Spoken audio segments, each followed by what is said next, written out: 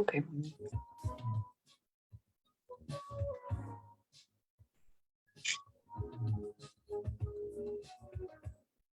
He's live.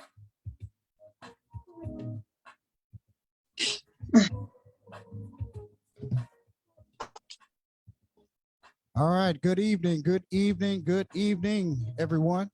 And welcome to the Adams Brothers Podcast. We are back for our 7 p.m. podcast. We are here with the family of Mr. Brandon Griffin. We have his mother, Karen, his sister, Porchea, his aunt, Marcy, and who else is in the background back there? I'm sorry, I didn't get his name. My brother, Gerard. And we also have Gerard Hall Jr. Here joining us here on the Adams Brothers Podcast. All right, go ahead and lower the intro music a little bit. So we're here this evening to get the side of the family. I mean the story from the family. Their loved one was tragically struck and killed last week while he was coming from, I believe, the Coin Laundry over near North Broward Hospital near Sample Road and Crystal Lake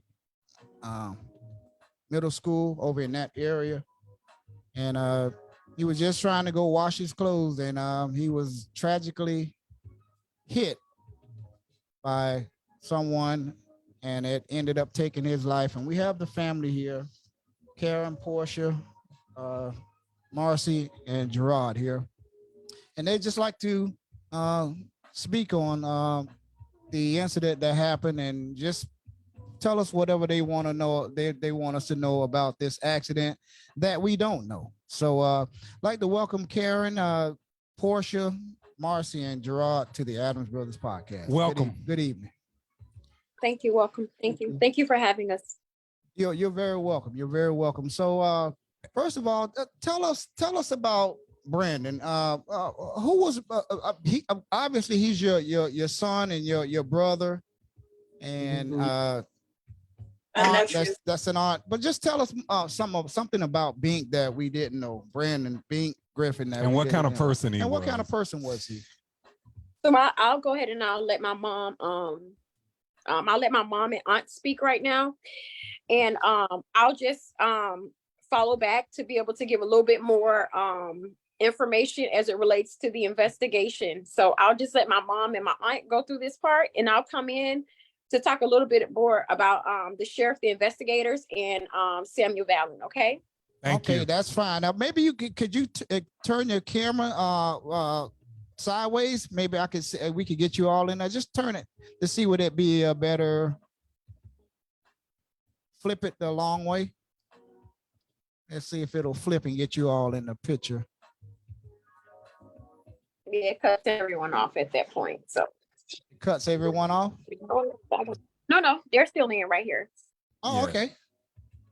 So you okay, well, that's fine. That's fine. We'll make it work. We'll make it work.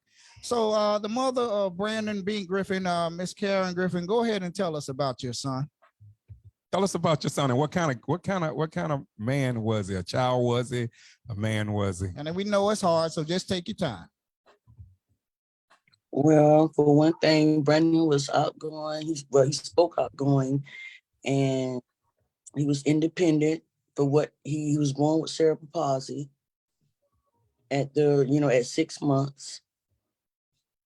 And the way me, my kids, my sister, the way we brought him up, like he was this type, like he wanted to do for himself. He wasn't taking his disability and using it as being like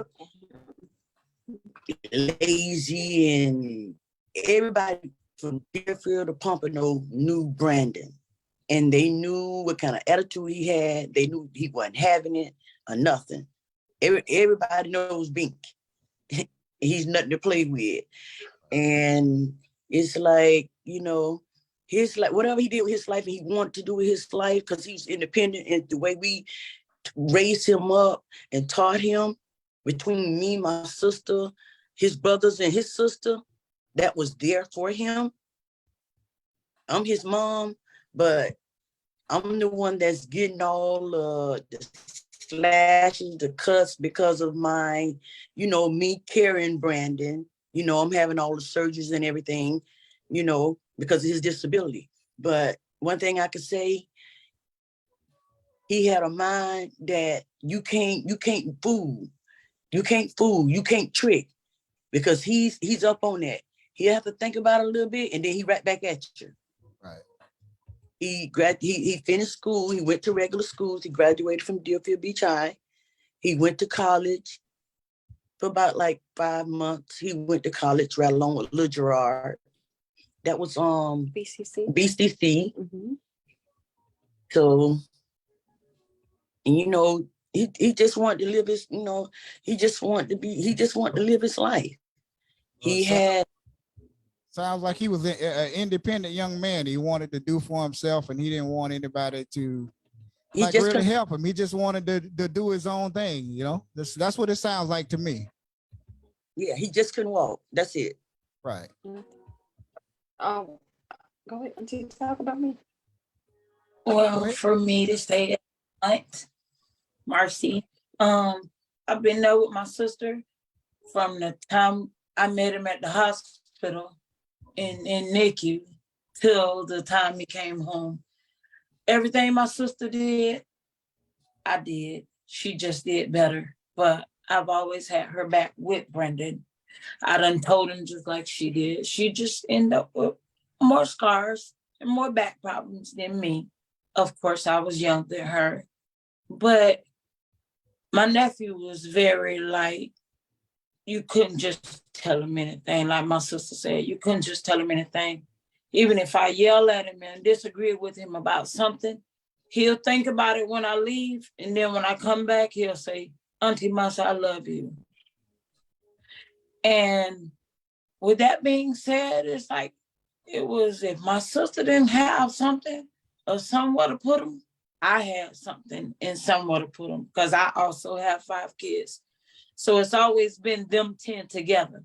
If I couldn't do for my 5, my sister did for my 5. Gave them all somewhere to stay. We fed them all together. We bathed them all together, except for the boys and the girls.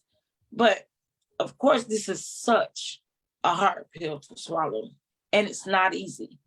And for that being said, with them not doing anything with this boy, it's confusing to me, because my nephew could have crossed that street. He could have. He just was on a hump that he couldn't get down with his wheelchair. My nephew never walked a day in his life. He had several surgeries to try. The last one he didn't want to take. So he would, be in a wheelchair for the rest of his life. But for that guy to come through that speeding like that and take my nephew. And I've been trying to be strong for my sister, for my nieces, my nephews, for my kids, because my kids are breaking just like hers.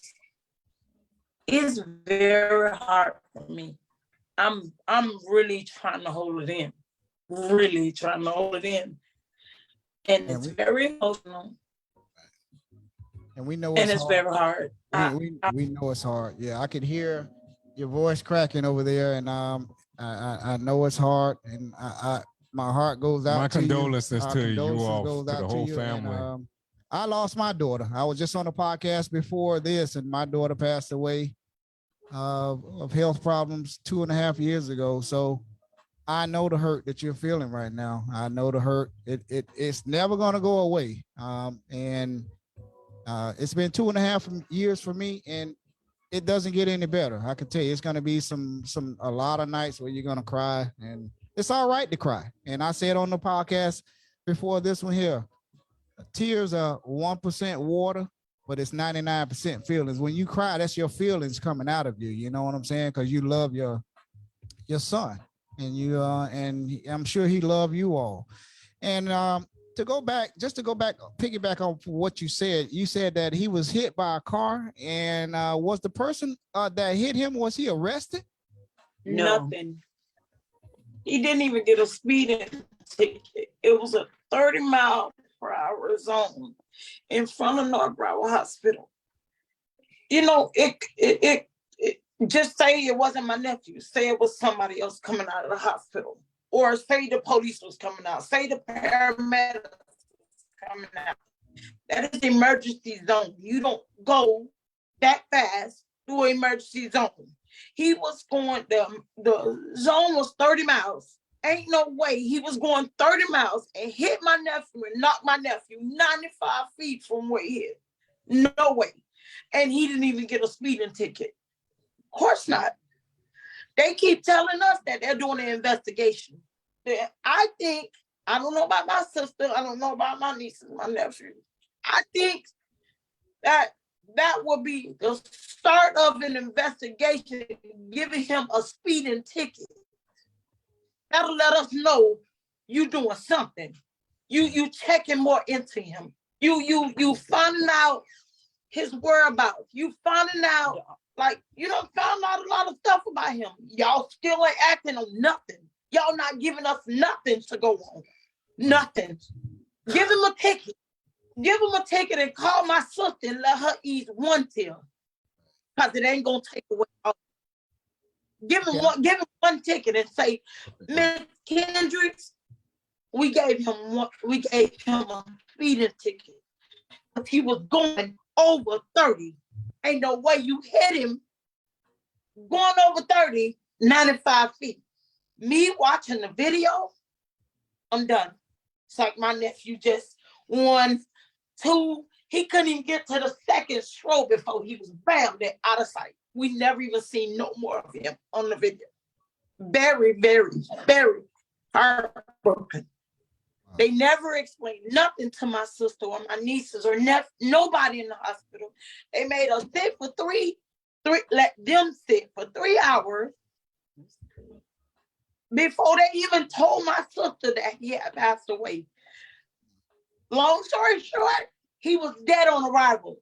Once they hit him, they tried to give him a pulse back at the scene of the accident. But still, before they let my sister know anything. The detectives, they sat there and they failed me there. They didn't even tell her nothing. They didn't even want her at the scene. But all the time, you knew he was already dead before you transport him. Not even, 10 minutes, 20 minutes to North Broward? He was right in front of us. How did y'all find out about it? So, I called. I had got a call. My god sister, her stepson, which is Lil Kevin Soto, he gave me a call and he said, Auntie, you need to get with Brandon that because he just got hit. I said, where? He said on Sample Road in front of North Broward. When I got there, me and my husband, Chauncey Kendrick, we pulled up there and we jumped out. So they told us, get out of the way, get out of our crime investigation. So I said, okay, I want to know about my baby. I didn't know that was this boy that hit my child and his mom and somebody else. I'm thinking that's people that's standing around just looking. So I went and parked at 7-Eleven and I walked back over to the officer. I said, okay, I want to know what happened to my baby. I see his wheelchair down there. Oh, ma'am, you have to go and see. He's in the hospital. We would rather for you to go in the hospital. Not knowing all the time, that was this boy. So me and my husband, we got in the truck and we went to the hospital. Okay, they were saying, oh, you can't see him right now as usual. That's why I don't like North Broward at all. We're working on him. They told me that they were working on Brandon. What was there to work on when this man had done killed my child already? He was already dead. And they was putting his body back together. Yeah, they was doing. He suffered from blood first force trauma. Trauma. I couldn't even blunt force trauma. It said about 4 of them. Mm-hmm. So yeah. My so nephew's body was split from his neck all the way down to his groins. He was split from his left side, like the middle of his back, all the way around to his chest area. My nephew's neck was broke. Both They his cracked legs his was spine. broken. Ain't no way you going not even 60 miles per hour for hitting and busting my nephew's body open like that. I'd have been more I'd have been more happy if he'd have left my child with me. And if he would have skinned him up, even with a, little broke leg or broke arm, he left me with nothing. And I'm not going to stop. And I don't care what it takes. I'm not going to stop until he's put away. He got to be put away. I promise he got to be put away. Yeah. He How got they to be do a blood alcohol test? Do they sobriety tests out in the field? I'm giving everybody time to kind of go into that because Okay. I'm gonna be a little bit vague with a lot of the information because both of my parents do have an attorney, so a lot of the information we can't really share. We understand. So my brother will speak about Brandon, and then I'll go a bit more into detail to kind of give you guys exactly what you're looking for because it's a lot more, and I want to kind of put it in order to bring it together. So okay, that's fine. That's fine. Introduce yourself. Yeah, introduce yourself. I believe that's Gerard, little Gerard back there. Yes. My name is Gerard Hall. How you doing, sir? Good. What this man did to my brother, he took away the heart of the family. I can't really Absolutely. drive. I think about him every day. My brother, he used to motivate me. That was my motivation. Like every time something happened to me and I turn around to get back on point, he'll tell my mom, "Oh, there he go, boy. There he go. He back on point, boy." And he's make me feel good. So now I have nobody to motivate me, to tell me good things and make me laugh. But he took away my heart. He took away my heart. They got to do something to him. My mom, I can't look at my mom. Her baby is gone. So she have nobody to check up on, nobody to call and feed. You hurt my mom to death. Everybody, like, it's 10 grandkids. It's 10 grand. We always been so close together. We never had this. God been blessing us. He been really blessing us. And I really thank him for it too. Even though my brother gone, I thank him for it. So we got to do better too, but they got to do something to him. That's the only way my mom gonna feel happy. I'm hurt. Right. Every call, I can't. My mind drift off every time I drive because I see him in a wheelchair. When we have family get together, where is the wheelchair? Like, where's my brother? Like, everybody walking. We're not gonna see that wheelchair no more. We never, like, our brother was walking. We never disclaimed him. We never did. We always treated him like he was walking. I tell him, "Come on, brother, let me drive you. Let me take you somewhere." No, he got a car. His wheelchair was his car. He was independent. You got your car, I got my car. That's how he was. But I can't sleep. I can't do nothing. My auntie, today I got in my car with my food, trying to really eat, and I just went to shaking because I miss my brother so much, and they got to do something. We very hurt. We are so hurt. They got to do something. Yeah, I was just going to ask you that, Gerard. What would you like to see happen to this guy that hit your brother? He need to get charged. That's not fair, because that means if he don't, that means I could go out there and hit somebody and they're gonna let me go. That's not fair. If I speed, I don't care if it's me. If I'm speeding down North Broward and I hit somebody in a wheelchair, guess what? That was my fault. I should never been speeding. I know it's 30. Why is I'm going 50? Over that.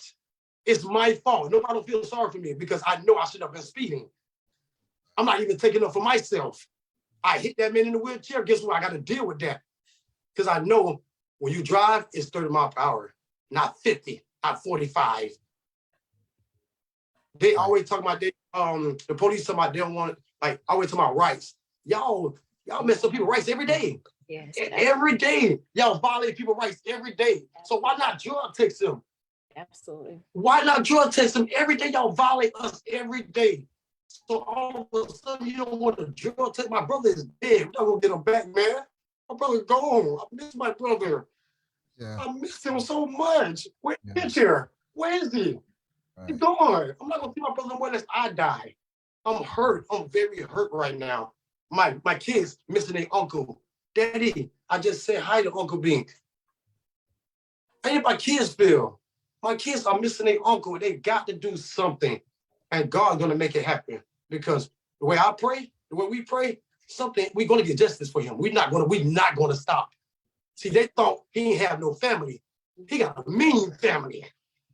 We're a mean clique. And we're not going to stop till we get justice. So they might just give it all up. Yeah. Well, we ain't stopping. I'm not stopping. Remain vigilant, keep the pressure on them. And I just want to, I did reach out to District 10, the Broward County Sheriff's Office. He's a chief here in Deerfield Beach, District 10, Adam Hoffstein. I did reach out to him for a comment and a statement. And I know you probably read it already, but for the viewers that's watching right now, I just want to read it to him. I said, I asked, can I, Adam. Before you read that, I just wanted to just digress a little bit, because that statement was actually released before they ever spoke to our family. So I found it, it's a disgrace. Number one, to the PSO. We had been calling since the day that they told us that Brandon had passed away. Detective Michael Wiley, and we had been calling them. He never returned any of our calls.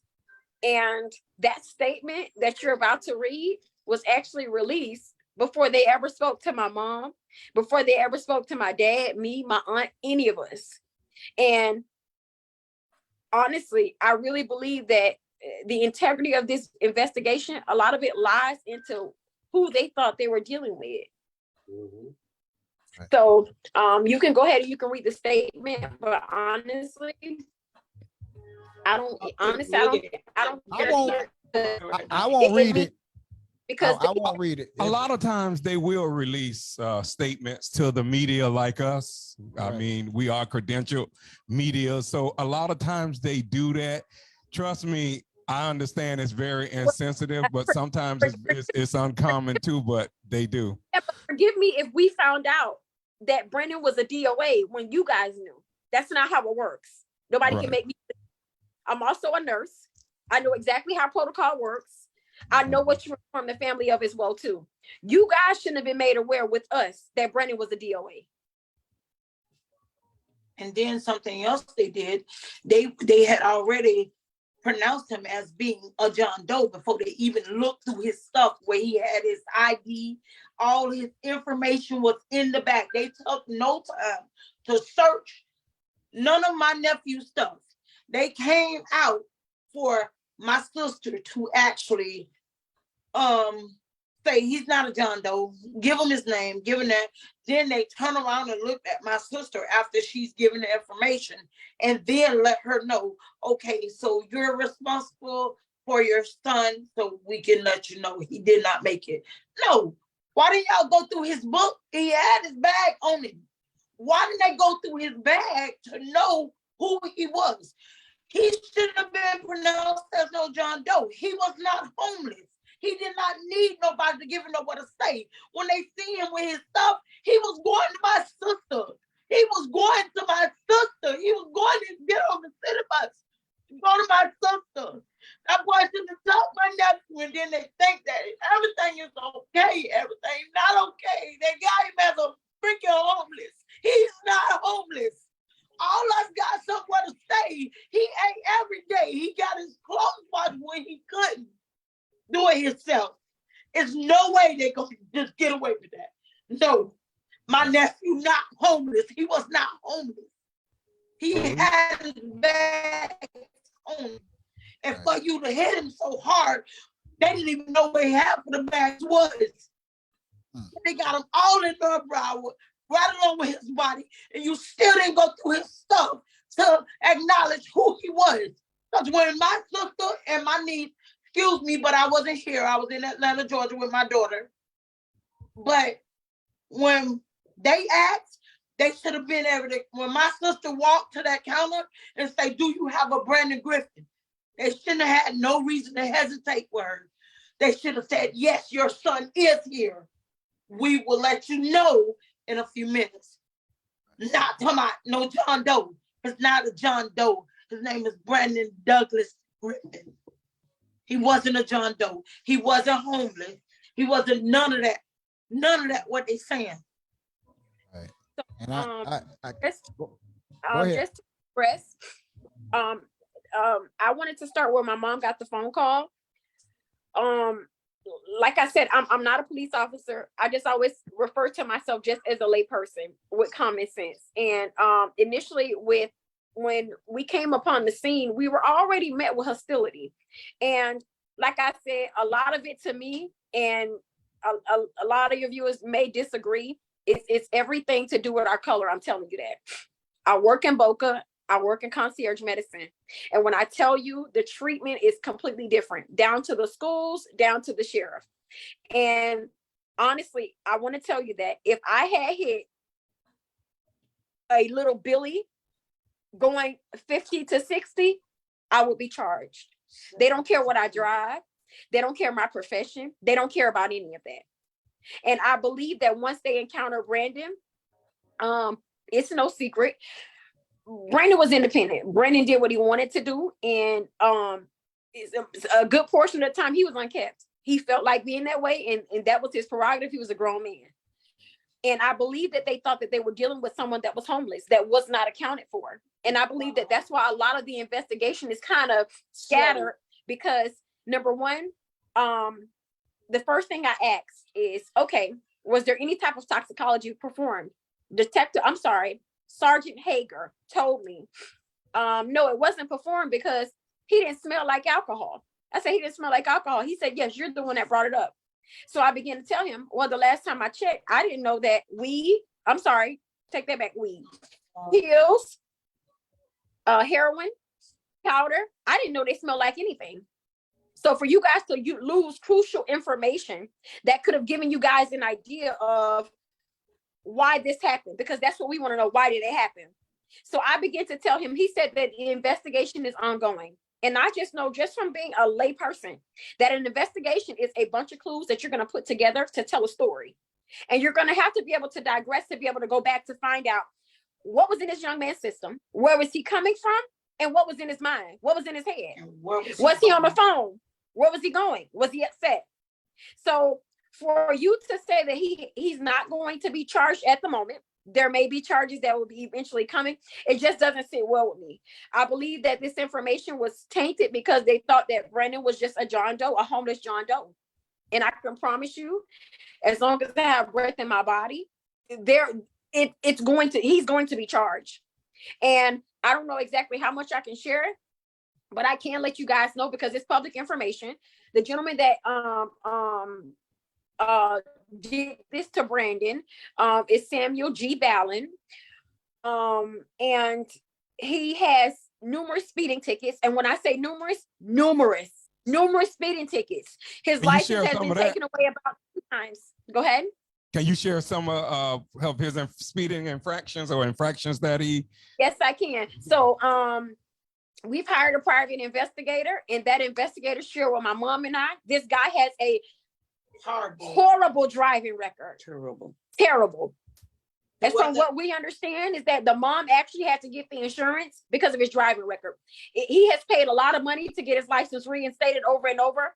This guy was an accident waiting to happen. How I feel now is Brandon's death was avoidable. And it's people like Sergeant Hager and Detective Michael Wiley that literally they're putting these people on the streets. This is not a slap on the wrist. They told me after speaking with them, I actually made a post on Facebook, and I don't know if you guys were able to see it. I think it got shared almost like 120 times. And it said that at the bottom, if I don't hear from BSO I saw that. in a reasonable amount of time, I'm gonna release the video. It's very graphic. It shows exactly what happened. It shows my brother being murdered. And all of a sudden, voila, my phone rings 15 minutes later after putting up the post. I was going to ask you that. Right. I was going to ask you, was there any video footage like from the street cameras? 7-Eleven or some of the businesses around the there? surrounding businesses. That's what I was going to ask you. The store where my brother frequently visits, They were heartbroken when I went in there. I initially went on my own. And when I tell you everything, all of this information I have is from me and my family. Me, my mom, my aunt, my brothers. We hit the pavement asking questions. Brandon's death will not be in vain. We got a lot of the information ourselves, to the point where the police wanted us to send the information that we had gathered from witnesses and everyone else and give it to them. And I told them no, because at what point, I'm not here to do your job. So we've already, like I said, we've already retained an attorney. But when I tell you the video itself, if I didn't hear from them, I was going to release the video. But I've been advised by the attorney not to do that at the moment. They've already secured the video, because up until, what was it, about 2 days ago, the video was not secured. BSO viewed that video the night that Brandon was murdered, and that was it. I'm telling you, they thought they had a homeless person on their hands. And they told us they didn't have at first they said they got the video, but then when they went to, we started asking them questions. My niece was on the phone and my brother-in-law said something, say, I'm his stepfather's and I've been taking care of him. So I got the video right here in my hand. Tell me, if you got the video, you tell me what you see. The officer said, he said, oh, well, I see a white car. And then my brother-in-law said, well, what else do you see? He said, oh, he waited for a minute. Oh, I got a bad connection. My internet is not picking up. Yes. My brother-in-law said, yes, because you don't have the video and you waiting on me to tell you what my video say. So you have something to go on. Absolutely. They did not have the video at all. When me and my niece went to the store, my sister was there, but of course she didn't want to see the video. My sister ain't seen the video. But when me and my niece went in there, they was telling us up front, didn't no officer, didn't nobody, like, far as somebody legal coming in to get that video. Nobody was there but us. We got the video before the police do. And I think that was another negligent of them. That's good investigative work. You don't see too many families do that. Yeah. What y'all did. You don't. They should have had it right then. Right. They should have had it right then. They should have had it before us. Right. Because just about everybody has Ring doorbells and security cameras now, so I mean, it's good that you all hit the ground running for your loved one and going doing your own investigation too. And it was video. It was witness statements. We have witness statements. We have pictures. We have everything. And like I said, Brandon's death won't be in vain. And they messed up. I'm telling you, they literally thought that this was a homeless man that was hit. I'm telling you, I believe that they decided to close this chapter before finishing up anything. And that video, and like I said, I'll be more than happy to let you guys see it, like, off camera, right? And not live, just so you guys can have an understanding of exactly what we had to see. I didn't want to see it at all, but I had to, because I want to make sure that I understand the impact and what's going on and get justice for my brother. But when I tell you it's graphic, it is graphic, it is hurtful, it's real, it's raw. Right. And we would like to see it too. I know it's going to be hard for us as well, but we would definitely like to see it as well. And also, Porchea, you to go back on what you had said earlier. So you think that race played a part in this investigation? Absolutely. And I think so, because he's a Haitian. No, only the reason I said race plays a pivotal role in this entire thing, because I'm telling you right now, whether it's you, whether it's the both of you, whether it's my mom, whether it's any of us, if we had hit a Billy going 60 miles per hour over and 95 feet, just to go back a little, my brother was in a wheelchair. Right. His weight, the weight of the wheelchair. He had 5 bags full of laundry. They were like stacked up to the max. And his book bags. The weight of that. His car hit all of that 95 feet. Sergeant Hager told me 95 feet, that's really not a lot. So I took the time, because I like to educate and I like to be educated. And what I did was I told Sergeant Hager I'm going to educate him. I sent him 10 things that are between 95 and 100 feet because I need to let you know how I'm coming about Brandon. A 10-story building, 2 school buses, 7 cars. That's 95 feet for you to tell me that it's not a lot. They told me that they could not violate Mr. Samuel Valens' First Amendment rights by sticking a needle in his arm. I said, well, that's so strange because my mom has to stick her son in the ground. There was no toxicology performed at all. Nothing. That was crucial evidence to explain why you were going. And when you see the video, it's going to explain it all. There's a car that actually yields to my brother, number one, because he's handicapped. But he yields. They stop. Mr. Valen goes around that vehicle and plows into my brother like he's a bowling pin. He goes around the vehicle. The vehicle next to him that was in front of him stops, come to a complete stop. And had the bright lights on him. Brandon was literally across the street, not even 5 feet away from the North Broward sign. And this man killed my brother. Did he stop? Did he stay on the scene or did he leave? You don't even see no skid marks. I have the pictures and the videos. There are no skid marks in the road. When I'm going to let you see the video. I don't know if you guys want to cut out and we can come back in just for you guys to be able to hit the raw emotion of exactly what we're referring to. Right. But there was no stopping. When I tell you plowing through someone, just like that. And remember, Brandon's in a wheelchair. So my thing is that what we saw laying on that gurney when we went to the hospital was something nobody should ever have to see, ever in their lives. When I pulled back the covers, Brandon had bones that were exposed, that were sticking out of his skin. At the time, we didn't know that his neck was broken, but it was. My brother literally had him on a neck brace. A neck brace, yes. Why? Y'all knew something. Y'all knew better. He had a laceration that extended from under his breastplate around to his back that they closed together. The trauma team had to close together to be able to make him presentable for the family to be able to see him. This is what we saw. After 3 hours, Detective Wiley came on the scene and treated us horrible. The first thing he told me was that I was over talking him. I've been waiting 3 hours. 3 hours and I know protocol. 3 hours. And Detective Wiley and the gentleman that accompanied him, after about the hour and a half of waiting, I went back to the scene because I'm like, okay, well, maybe they're still investigating because the nurse was telling me we needed to wait on the investigator. So I go back and I see Detective Wiley and his partner just sitting there. And remember, we're back. My mom is back at the hospital waiting for some type of update of what's going on with Brandon. They were just sitting there. We waited 3 hours to get that information that he was gone.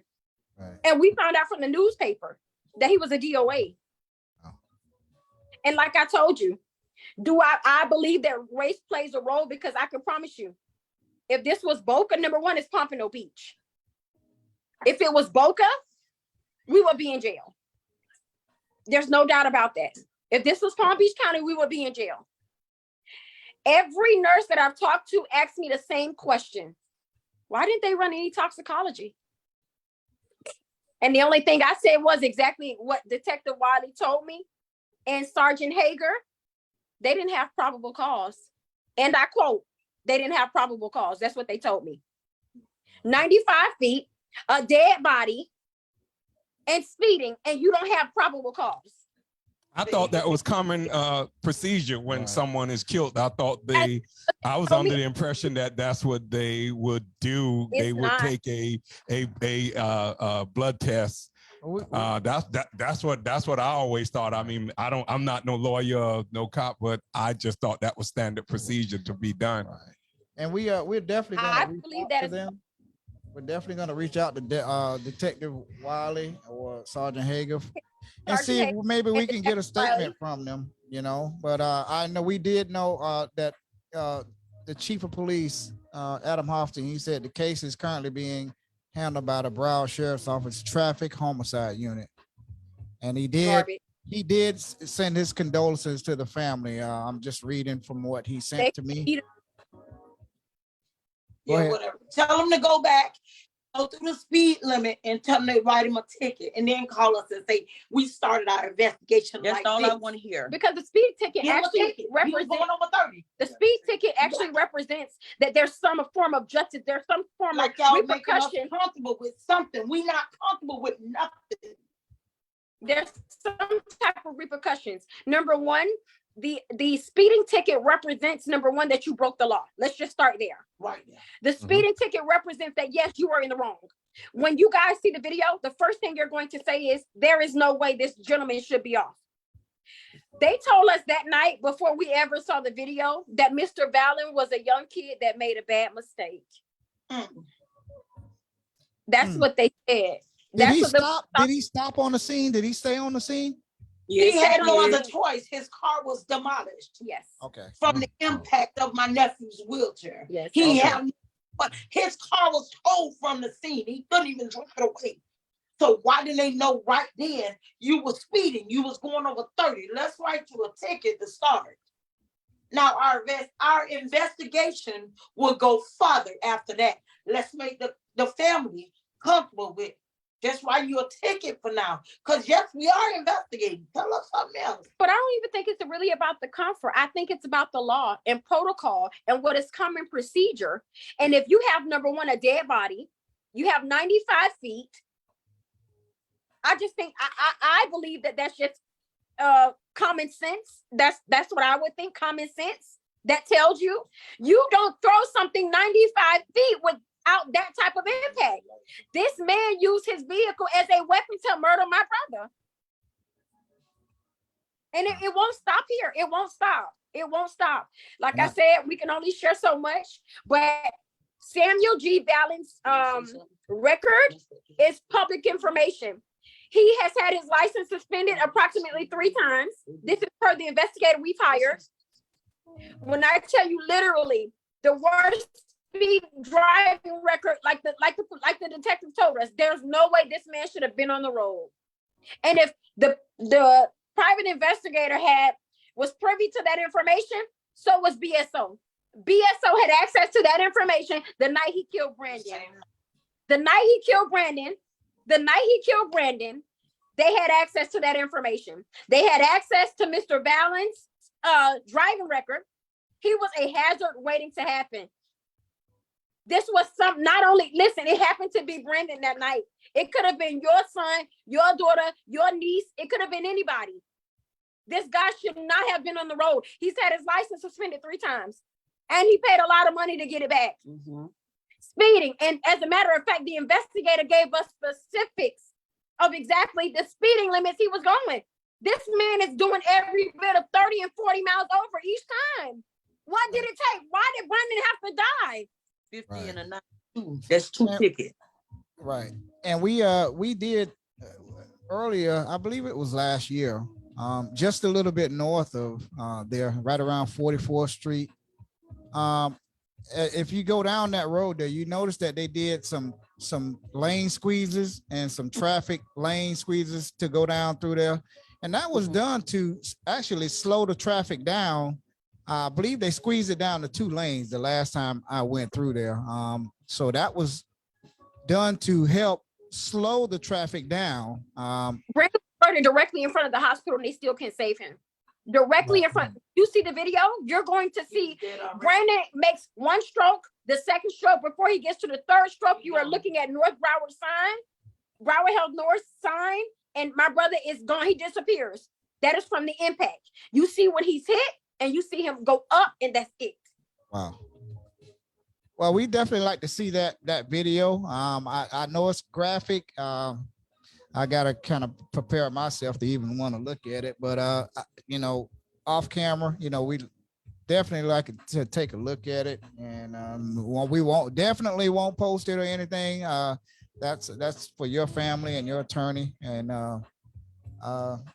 is there anything else that you want us to know? I mean, any information that you want to put out there? I want to let Samuel G. Valen know that he murdered, that he has torn our family apart. I want to let Detective Michael Wiley know and Sergeant Hager know that Brandon Douglas Griffin was loved. He has a family. He's always been wanted and needed. He was not homeless. He meant everything to us. And they've messed up the wrong investigation. I don't want an apology. I don't want anything. As a matter of fact, I want to take it all the way to the door. I want them investigated as well too. And if you care to do it, can you like share funeral arrangements? And if you would love to put a Cash App or anything or somewhere people can contribute to help the family, it's not no handout. There's not no one begging. Your family. We know your family. This is just and maybe someone else that want to contribute, because a lot of times people put Cash Apps up. They think that a lot of people, they think other people is saying you're begging or asking for a handout, but I think we all one. We all one community here, and we all should be able to help each other in times of need like this. Absolutely. Brandy's funeral arrangements have already been made. Like I said, I can give my mom's Cash App. Anything that's sent will be greatly appreciated. It's not needed for Brandon's arrangements. That has already been taken care of. Like I said, Brandon doesn't come from a family that we don't need to beg, borrow, steal. Thank God. But what I can tell you is that anything that will be sent will be used for like the food and everyone that comes over, and everyone that wants to, celebrate Brandon's life. I also want to make sure that we bring awareness so that nobody is grieving like my mother has to grieve and my aunt has to grieve. I want to make sure that this never happens again. So that is the sole purpose of this entire us even having this, is to make sure that nobody else has to go through this, that nobody else has to grieve in this manner, that nobody else has to see their mom moan and cry in her sleep because she wants her baby, that nobody else has to see my aunt break down to cry. So I want to make sure to bring awareness to, number one, the fact of that nobody else has to die, that there need to be stronger laws as it relates to those that have several speeding tickets. We're going to get out there. We're going to protest, because Daryl, he have really torn me apart. I wear my scars faithfully, and I know why I wear them faithfully, because my son didn't ask to be here, but I know I had a job to do. Right. And he have really broke me down to some days I don't know if I'm in my right mind, and I have to talk to somebody to see if I'm still like the same caring, because I feel like I ain't. Mm-hmm. I didn't mean to cut you off, Karen, there, but Gerard Hall Sr. was trying to call in to the show. We was going to try and bring him in here. Gerard, are you there? Gerard, hang on a second here. Let me see. Gerard Sr. is here on. I'm trying to bring him in here. I guess he wanted to speak as well, but I'm trying to get him in here. Just give me a second, please. You there, Gerard? Yes, I am. Can you all hear Gerard? Yes. Yes. Yeah. Porchea, can you all hear Gerard? We can hear him. Okay. Gerard, okay. We have Gerard Hall Sr. here, the father of Brandon Griffin. Gerard, you want to say something? Gerard is a friend of ours too, man. So go ahead. What would you like to say, Gerard? My condolences, G. Lee. Oh, I appreciate it, man. I appreciate it, man. I tell you, man, it's been really rough, and thinking about my son every day, and I've cried so much till I can't even cry no more. Yeah. It's like I wish I could have been there for my son. Yeah. And all his mom, his brothers and sisters and aunties, and he got so many people that love him so much because they have a big family on his mom's side. Right. And it's just really hurtful, because I never thought that I would be burying a child. Yeah. Every parent wants their kids to bury them. Right. But my biggest thing is, why is it this guy hasn't been arrested yet? I mean, what are they going to do? Because I don't want my son to die in vain. Right. That's not going to happen. And I'm not going to give up, and the family not going to give up. and we need them detectives to do what they're supposed to do. I mean, man, if you get paid to do a job, do it. Right. Well, y'all have to stay on them for one. Y'all don't give up. I can tell you from experience, just keep going up there. I don't care if you have to go up there every week and sit there and just sit and wait. They'll get tired of seeing you. Right. And if you have to go downtown, Fort Lauderdale, Sheriff Gregory Tony. I mean, do something. Don't just sit and expect something to get done. Y'all definitely go trending in the right direction by keep the pressure taking on action yourself and keep pressure on them, because if you don't, they will just the case will just go away. You just have to keep pressuring them. Even also, I advise you to go down to the state attorney's office, to Harold Pryor. Talk to him. Just don't stop with the Broward Sheriff Office. As I say again, go down to the Broward State Attorney's Office and set an appointment, or try to set up an appointment with Mr. Harold Pryor. We have had him on our show before, and we're gonna have him in the future. And trust me, he will listen to you. Harold Pryor. And we have some people in the comments saying to post your cash app. Give us your cash app, Karen and Portia. Give us the cash app. We're gonna post it. And if you want to donate to this family, to just a love donation for the family, we're gonna post the cash app up for the family. Can y'all put the cash app in the comment section on the Adams Brothers Facebook page? Well, you can give it to us, and we'll pin it in the comments. Yes, one moment. I'm getting it right now. Marcy wants to say one thing. Gerard, you still there? Anything else you want to say, Gerard? Yes, I am. Go ahead. I just want justice for the family. Yeah. I just want, I don't want my son, that just really, every day I can kind of like hear his voice. Right. It's just like, it just won't go away. I just keep hearing him call my name, and it just really bothers me. And I'm sure the rest of the family has been affected too. It just, my mom, she, one day I went in there and she was just saying, Brandon. Oh, wow. And I can feel it bothering her. Right. Because usually my mama just keeps going, but I guess Brandon keep coming to her. Right. It just really kind of bothering her. Right. And, and all my brothers, Charlie, everybody called me every day, and the cousins and stuff. And they be calling and say that if I need anything, and, let them know it's just been rough on both sides of the family. I know it has has been affected on his mom's side.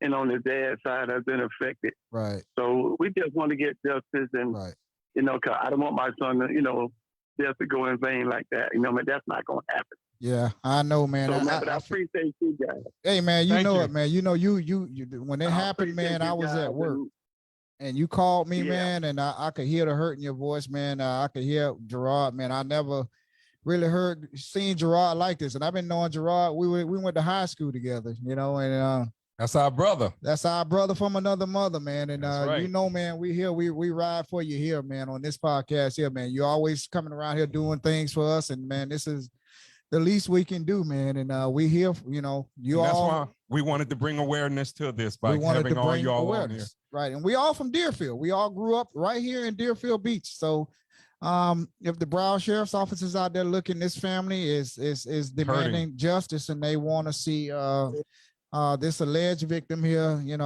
here he hasn't been arrested yet, so that's why I say alleged. But if they want to see charges brought against him, and they want justice for their loved one here. And before we let you go, anything else you want to say, Gerard Senior?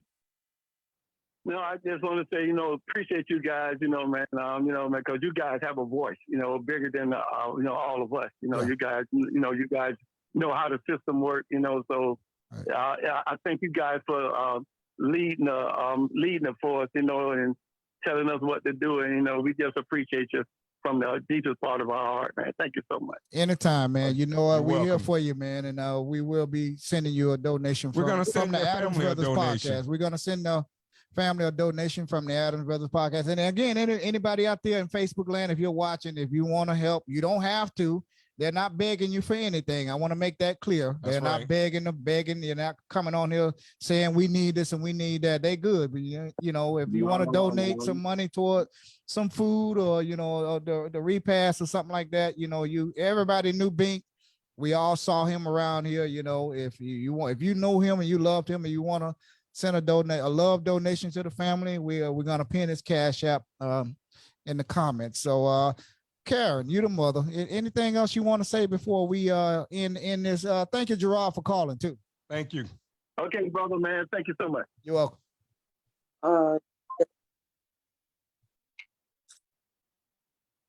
Yes. Go ahead. Are you there? Yes, we can hear. Yes, we Okay, can you hear. can go ahead, Mom. They can hear. Hello. Yes, we can hear you good. We can hear you. Go ahead. I would like to say anything. Hello. They can hear you. Yes, we can hear you. Yeah, go ahead. We can hear you. We can hear you good. I thank you guys. You know, I've been knowing y'all for a long time also. You know, I went to school with Daryl. But something gotta be done because I'm not gonna never be the same. Right. They gotta do something because let me tell you, Daryl been knowing me for a long time. I have had kids, I got grandkids, I even got a great grand. Right. If they don't do nothing, they gotta do something. Because I feel like if they don't do nothing, and what I know that it's wrong to take things in your own hands. They gotta do something. I can't sleep. Right. I can't sleep. And he's not gonna rest. He's not because he gotta put it like, what if this was his child or his mom? Right. Because how I feel, and just like I say, my classmate know me from back in the days, and I done had kids. I done been married for the second time for 28 years to my husband, and it's something that I want to do real bad. It really do. It's something I'm really want to do real bad, and if it takes for me, my baby is gone. Right. If it takes for me that I have to go serve that time, that's how hurt I am. He took my baby away from me. And right now, I got to go in surgery October 16th for shoulder replacement. No, that come from lifting that wheelchair. I never stopped being a mama. Right. So don't nobody know. They know my name. Y'all know my name. But that's all y'all know. Right. We don't want to see you in no trouble. Yeah, either. we definitely don't want to see you want to get in see trouble. you here with to see your grandkids and your grandkids. Yeah, let them give them it's been a week. We want to give them a chance to do their investigation. And I know you all demanding an arrest, but give them some time, and we'll see how this turns out. We definitely gonna justice works slowly. Yeah, justice works slow. The justice will turn slowly sometimes, you know. I'm looking here. What they said, when did this take place?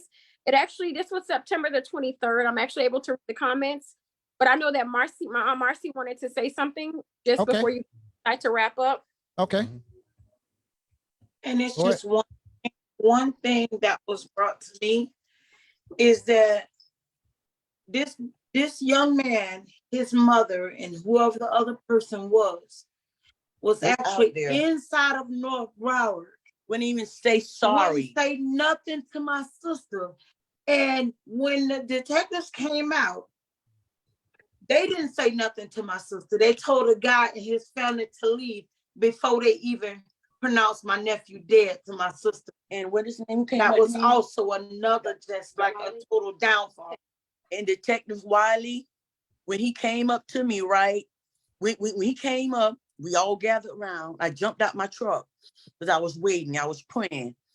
And when he came up, all of us gathered around. He said, hi, I'm Detective Wiley. I'm from the homicide. I said, you from the what? And I passed out. I busted my knee and everything. I was out. because I already know I watched too much TV. I already know that my baby was gone. Yeah. And then I when I came back, he lied to me. He said, I said, who hit my baby? He said, oh, James, you lied to me. You know why? I know why you lied to me. Because you didn't want to put their name out right then because they was in their hospital. And I feel like he failed me then. He was very nasty anyways. Right. Yeah. I'm sorry that very happened nasty. to you. I believe that ahead, Portia. nastiness to me came from, number one, demographics. I believe that the disparity is, number one, just being American alone, these are the challenges that we face in dealing with the police and anything else. Detective Wiley said to me, and I quote, these are his exact words. He said to me that once again, that to violate this, they could not violate Samuel Valens' rights. And I told him that I have brothers, I have friends, I have sons, and y'all violating Black men's rights every single day. As a matter of fact, every minute. And I just find it so strange that all of a sudden you are consciously aware that you don't want to violate his rights. He told me about sticking a needle in Samuel's arm that would have been violating his rights. But my mom has to bury her son. And I also want to put it out there. I know that, number one, my brother did battle with a drug addiction, as with anyone else. I got a message from a young man that asked me, how did Brandon pass away? This was not drug related. At the time that Brandon was hit, Brandon was not on drugs. Thank you, Debbie. Not that it matters whether or not he was, but I think that I just want to kind of turn the narrative about whether or not this should or shouldn't have happened. Number one, Brandon was a human being. I don't care whether someone is on drugs or not. They deserve to live life. Right. And I really do believe that they thought that Brandon was someone that was homeless. And I just don't realize they know who they've messed with. Right. Like Well, you both of my parents have retained an attorney. Right. And we've already hired a private investigator who has started. So a lot of the information we really can't share. But it won't be in vain. Right. Well, every family has right. has members in it that struggle with substance addiction. So that's it wasn't that bad now. That's irrelevant, you know. Right. I don't think that's that not has even anything relevant. to do with he had money on him on his death. He had pockets full of money. Yeah, it wasn't. I just was kind of upset because I believe that it kind of changes the narrative of whether or not he was in the wrong or he deserved this. Once you see the video, it'll explain everything. Mm-hmm. Everybody has the right to live, you know, and not be killed, you know, recklessly, if it was recklessly. So I know this is going to be a tough week for you all. You have to bury your son and your brother and your nephew. This is going to be a tough week. So you have our prayers. You know, you have our numbers. In any way we could assist you. You know, Gerard is right around the corner from us. So, you know, that's like our brother from another mother. So we will be making a donation to you all, love donation, and you all do whatever you want with it. And we hope you all get the justice that you need. We wanted to bring awareness to your loved one, Brandon Griffin, and we want to thank you all for sharing your side of the story and coming on the podcast. And y'all keep us updated on this. Please keep us updated. And Porchea, I'm going to be getting with you about that video. I don't know if I get a chance to tonight, but I will be contacting you. We'd like to see that video, and we won't share it with anyone or nobody. You know, it'll just be between us, you know. So, and as I said prior to, please go. If you feel like you're not getting no satisfaction, you can go right to the Broward County State Attorney's Office and talk to them. And he's a Black man, Harold Pryor, young Black man, and he's good. And I'll tell you right now, I think if he comes back and hopefully y'all would feel satisfied with whatever when this investigation is done. But like Daryl said earlier, give them a chance to finish the investigation. Trust me, justice works slow. Trust me when I tell you that. But It does roll down like water. Right. Yeah, give them a chance to complete their investigation, but keep the pressure on. More importantly, we want to thank Karen and Porchea Griffin. We want to thank Marcy, the Aunt Marcy. We want to thank Gerard Hall Sr. and Jr. For joining in on the podcast here this And my this evening. condolences Our again. condolences goes out to your family. Keep the pressure on. We'll do our part to see if we can continue to get questions from and the sheriff's answers office. from the Broward Sheriff's Office, and get that transparency and accountability that your family is so much deserving. So thank you all for coming on the Adams Brothers podcast. God bless you all. I know it's going to be a tough week, and I will be checking on you. And have a good evening. Y'all have a good evening. Thank you, Debbie. Thank you. Have a wonderful day. Thank you, Shanice. Thank you. Thank You you, too. Jacqueline. Guys. Well, Y'all continue to watch our podcast. A continue lot to of good keep us- information. Keep us posted. Okay. Thank you. Have a day. Have a good evening. Likewise, here. Debbie said.